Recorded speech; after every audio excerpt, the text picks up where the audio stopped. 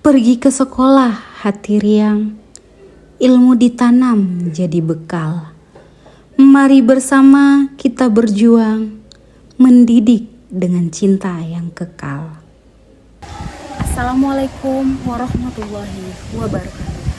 Salam sehat, sejahtera, berbudaya, Horas. Perkenalkan, saya Lia Cahyani Harahap, salah satu guru di SLB Negeri Padang Lawas Utara, Provinsi Sumatera Utara. Dalam kesempatan ini, izinkan saya berbagi karya inspiratif saya dengan judul 4 Cahaya Kecil di Kelas Saya, yang menceritakan tentang cinta, kesabaran, dan makna sejati mengabdi. Bagi sebagian orang, mengajar berarti membaca, menulis, dan berhitung. Tapi bagi saya, mengajar di SLB salah satunya mengajar anak tunagrahita yang kita kenal dengan hambatan intelektual adalah perjalanan panjang, perjalanan hati, pikiran, dan kesabaran. Di sini, di kelas mungil ini, tersimpan tawa, tangis, dan perjuangan nyata, di mana saya temukan 4 cahaya kecil, yaitu Aidul, Aufa, Dini, dan Zihan. Mereka bukan sekedar murid, tapi mereka adalah guru kehidupan yang menuntun langkah saya setiap hari. Kemampuan berpikir, memahami, dan menyesuaikan diri mereka berkembang lebih lambat dibandingkan anak seusianya. Usia mental mereka tidak selalu sama dengan usia sebenarnya. Namun, di balik keterbatasan itu, mereka memiliki hati yang tulus, murni, dan penuh kasih. Inilah kegiatan inspirasi kami. Bukan hanya mereka yang belajar, tapi saya sebagai guru tetap belajar dari mereka.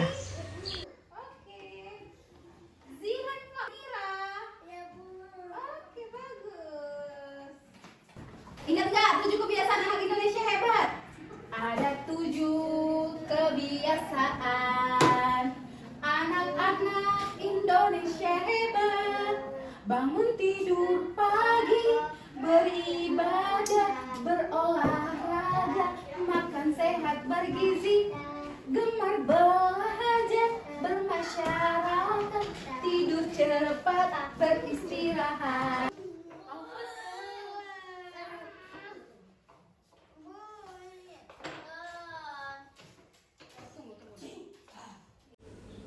Aidul, si anak manis yang memiliki empati tinggi, belum mampu menyebut namanya sendiri dan hanya beberapa kata yang bisa dia ucapkan dengan tepat. Tapi matanya tajam penuh keingintahuan. Aufa, si anak pintar yang pantang menyerah, yang memiliki keterbatasan gerak serta keterbatasan artikulasi, yang membuat dia sulit menulis dan tidak semua huruf bisa dia ucapkan dengan benar. Namun dia punya semangat yang tinggi dan percaya diri untuk mencoba dan mencoba lagi. Dini, si anak manis Down Syndrome, punya semangat yang tinggi namun membutuhkan waktu yang cukup lama untuk mengingat sesuatu. Setiap hari kami mengulang kata yang sama, huruf yang sama, sampai dia mampu mengucapkan dengan yakin. Zihan, si anak aktif yang selalu ingin diperhatikan dan didengar. Belum bisa menyebut namanya sendiri, belum bisa menulis, namun punya semangat untuk datang ke sekolah setiap hari. Yang menjadi tantangan bagi saya sebagai fasilitator, bukan hanya mengajar huruf dan angka, tapi menemukan cara agar setiap anak bisa belajar sesuai kemampuannya, mengenali dirinya, dan merasa berarti. Saya sadar pembelajaran akademik saja tidak cukup. Anak-anak ini butuh pengalaman belajar yang menyentuh seluruh inderanya. Sentuhan, suara, penglihatan, penciuman, keseimbangan, dan rasa aman. Maka saya pun menantang diri saya sendiri. Bagaimana menciptakan pembelajaran yang bisa membuat mereka merasakan dan memahami dunia, meski dengan cara yang berbeda. Saya mulai merancang pembelajaran berbasis sensori integrasi, sebuah proses di mana otak belajar memahami informasi dari panca indera untuk menghasilkan respon yang tepat. Setiap pagi saya siapkan baby oil dan sarung tangan untuk melakukan pijat artikulasi di area mulut, tangan, dan kaki. Tujuannya sederhana, merangsang syaraf, melatih koordinasi sekaligus mempererat kedekatan emosional. Cara ini mungkin berbeda dengan berbagai latihan sensori integrasi dengan merangsang semua alat indera. Dengan adanya latihan sensori ini, anak belajar mengenal tekstur. Saya buat permainan sederhana dari botol bekas, sedotan, lidi. Anak-anak belajar memasukkan, menyusun, dan menyeimbangkan benda untuk melatih motorik halus. Saya kembangkan alat Montessori sederhana untuk melatih keseimbangan, fokus, dan koordinasi mata tangan. Dari setiap kegiatan, saya selipkan pembinaan karakter, belajar menunggu giliran, saling membantu teman, mengucapkan terima kasih, dan belajar menerima kegagalan dengan tersenyum.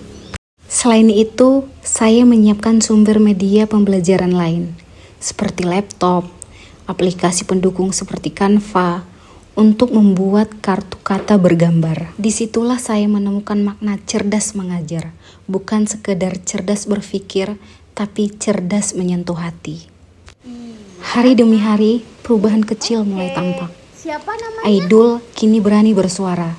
Ia sudah mengenal huruf vokal dan mampu mengucapkan dengan tepat. Sudah bisa menyebutkan namanya sendiri dan beberapa temannya, dan komunikasi dua arah mulai terlatih. Aufa yang dulu tak mampu menggenggam pensil, kini perlahan mulai terlatih, walau masih garis oretannya. Garis yang bagi saya adalah garis keberanian. Aufa juga sudah mulai banyak mengucapkan kata demi kata dan mampu membaca tiap suku kata huruf tertentu. Oke. Di. Bagus. Di. Bagus. Lu. Pinter.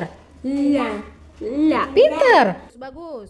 Dini yang dulu sulit fokus, kini bisa mengulang kata dan membantu hal-hal kecil di kelas. Dini juga sudah mulai mengenal huruf vokal, yang tentunya dengan segala perjalanan panjangnya. Zihan, si anak aktif, kini lebih terarah ketika saya beri peran sebagai asisten kecil.